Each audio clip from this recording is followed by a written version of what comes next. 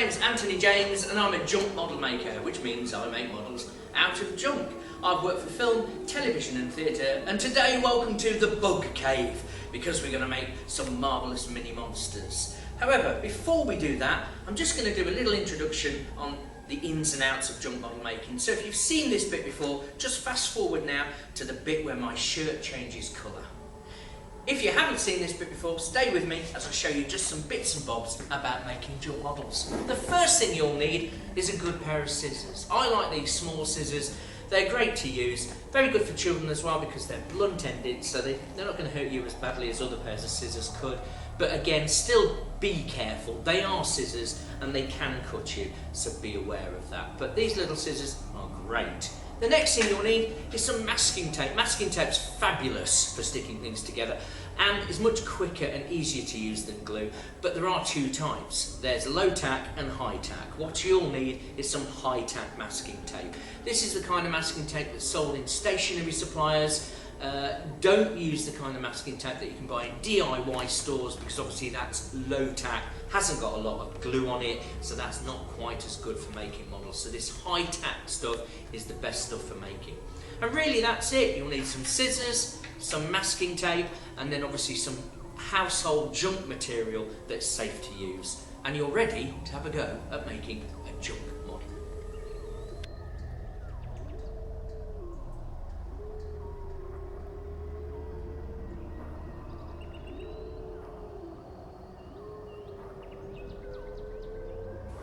Hi and welcome to how to make a dragonfly. I've got one here we made earlier. This is a lovely big dragonfly.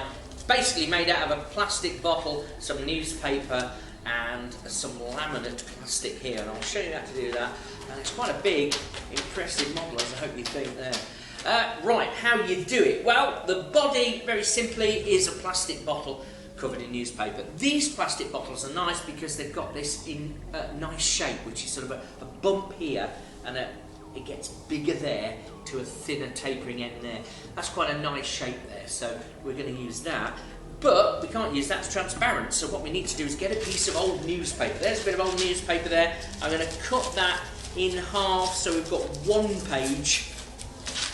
I do this a lot on my posts, which is basically we get our masking tape, there's our newspaper, scrumple it up, make it nice and soft and easy to use, and stick that to a table. Be careful, make sure the table is a laminate table and you can do this to it without damaging it. So if it's wood or varnish, don't do this. Just find somewhere where you can do this, either on the floor where it's laminated or on a piece of concrete or a piece of board, whatever, and just stick your newspaper to it, half on and half off, like you're doing sort of a picture frame around the top, half on and half off there. When I'm working in schools, I use the magic word wallop. There you go. Wallop, half on and half off, just to stick that to the table and then very gently pull it off. So you end up with almost a picture frame, just like that.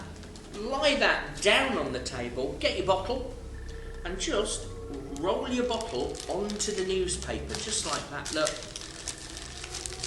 And then press the back and the front down. You've now covered your bottle in newspaper, which means you can paint it later. Now, for our dragonfly, the next thing to do is make the tail, because this is the body and the thorax, so we're going to make the abdomen, which is this big kitchen roll, just a kitchen roll, cardboard tube, quite a length. All you need to do for this is put it onto the bottle, but at a slight angle like that. So just stick it to the bottle like that. There's no clever way of doing that, you just put tape round it, simple as that, like that. And that's stuck on there, just like that. The next thing is to do the end of the tail. What I like for this is another small plastic bottle. So what I'm going to do with that is just stick it to the end of that tube, but at a slight angle again, lifting it up towards us a little bit.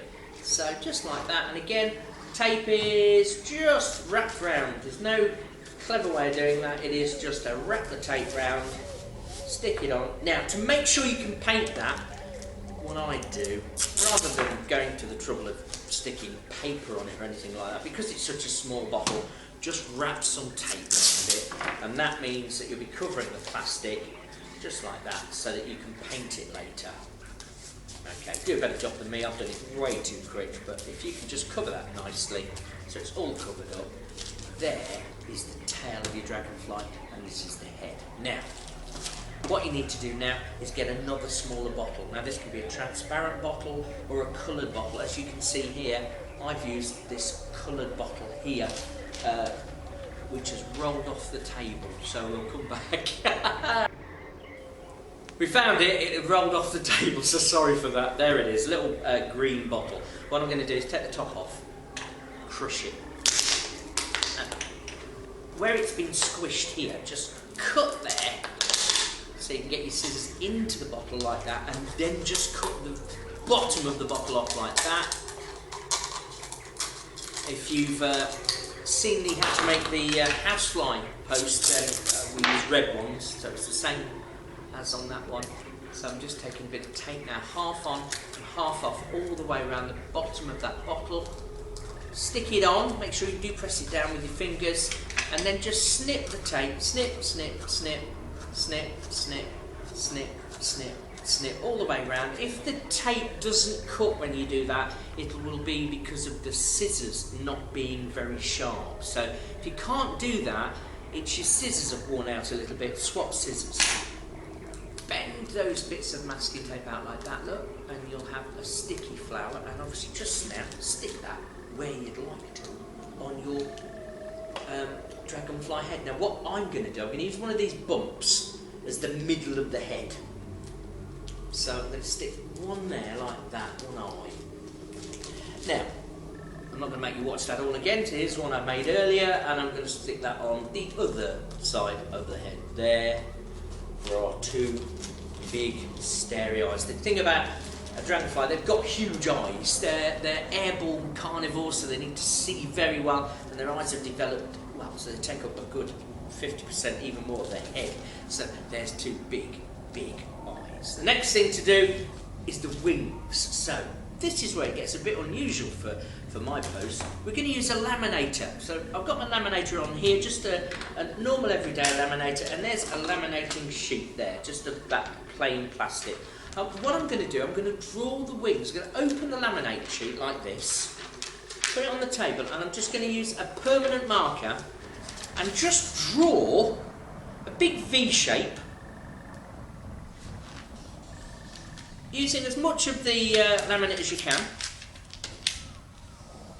and come back and draw it again and come back. So you've basically drawn that shape there, and then draw a line up the middle, a line up the middle, and some lines branching off that, a bit like as if you were drawing a leaf off a tree. So I'll do that very quickly so you can see me doing that. There we are, some branches off there. I'll hold this up in a moment so you can see this. There we are. You should end with that shape there, just like that, if you can see that there. Now close the sheet and feed that through your laminate. Tour like that. When that goes through, you'll end up with that. And just cut that out, just like that, and then we stick that onto the back of your dragonfly. So there's one, and I'll stick that on. And there's one wing, done, easy as that. The laminator really makes a good job of that. Now, while that one's going through there, I'll show you how to make the legs. What you'll need for the legs is a nice long piece of newspaper. And just a sheet of newspaper there like that. Scrumple it up, make sure it's nice and soft to use, open it out. Get a nice long bit of masking tape from your hand to your elbow like this, put it on the edge of the table, so there's a big bit there, put it on the end of the table. Then this bit, what you can do, my table's filled with mini beasts, move them out of the way, is get a tiny bit of tape, like that, and just fold the end up, and stick that to the table in front of you, like that. You go to the end and just twist and squeeze, and twist and squeeze, and twist and squeeze. If you're a child and you're working with a parent, they can be holding the other end. You don't need to stick to the table. In fact, it's easier if you've got somebody holding it for you. And just twist and squeeze, and then get your tape, send it all the way down like that. take it off the table, fold that up and try to make the ends of what will be the legs. And I think you can see this is called paper rope, and it makes a brilliant set of legs there, look. Just make sure the ends are pointy by using a little bit of tape on the end, just to make sure that the very ends are pointy like that, otherwise your insect's wearing a big pair of 1970s flared trousers. So that's how you want the leg there, and then to stick that on you just put a bit of tape across the middle, lie your insect on its back and stick a piece of tape over the leg like that, and then to make sure it doesn't fall off, put 2 bits of tape the other way, either side like that, one that way, one that way. Press your tape down, and that just means it can't really fall off. Bend them in the middle like that to give them the right look, and there's your leg. Now, while I've been doing that, my other laminate sheet is complete, so now I can get my little pair of scissors and just cut all the way around like that. This is just a lovely way of making transparent wings for any insect. You just draw them onto a piece of laminate with a permanent marker, cut them out like that. There's exactly the same as the other pair, look, and just stick that aside, just like that. There's your wings. Now, showing you how to do those legs, I'm going to make another 2 of those, so I'll come back after I've done that to show you pretty much the finished article. And you returned, and our dragonfly's now got his 6 legs. I've extended the last pair of legs by just adding a little bit of extra newspaper just to the end of the legs, because if you extend the last pair of legs, insects like this tend to look more accurate because their back legs are a little bit longer than their other legs. There he is, really, that's it. You don't have to put antennae in the front because dragonfly don't really have large antennae of any sort, because they're carnivores. This big mouth here needs to have free reign. So that's really it. All you've got to do is paint it. Now you can paint it any colour you want your dragonfly. I tend to use acrylic paints. You can use any paints you like. Don't paint the plastic of the eyes, that's why you've chosen that colour, keep it that colour there. But paint the rest, and obviously just make sure that you bend the laminate wings over when you paint. Let that bit dry, then bend them that way and then paint that bit, so that you don't get paint all over the laminate wings. You can put them on after if you want to, and just stick them on with a piece of coloured gaffer tape. That's the colour that you paint the dragonfly if you want to make sure it's easier to do. Just make sure the paint is dry. Painting's important. Obviously I've done some black lines on mine, look, and I've also used a black permanent marker pen there to draw in a zaggedy mouth just at the front, and I've used some black lines on the back there just to make the tail look a bit segmented. But that is how to make a big dragonfly model. Enjoy that, it's a lot of fun. They're a lot of fun as well, and you can have a swarm if you like and paint them lots of different colours. Enjoy how to make a big dragonfly.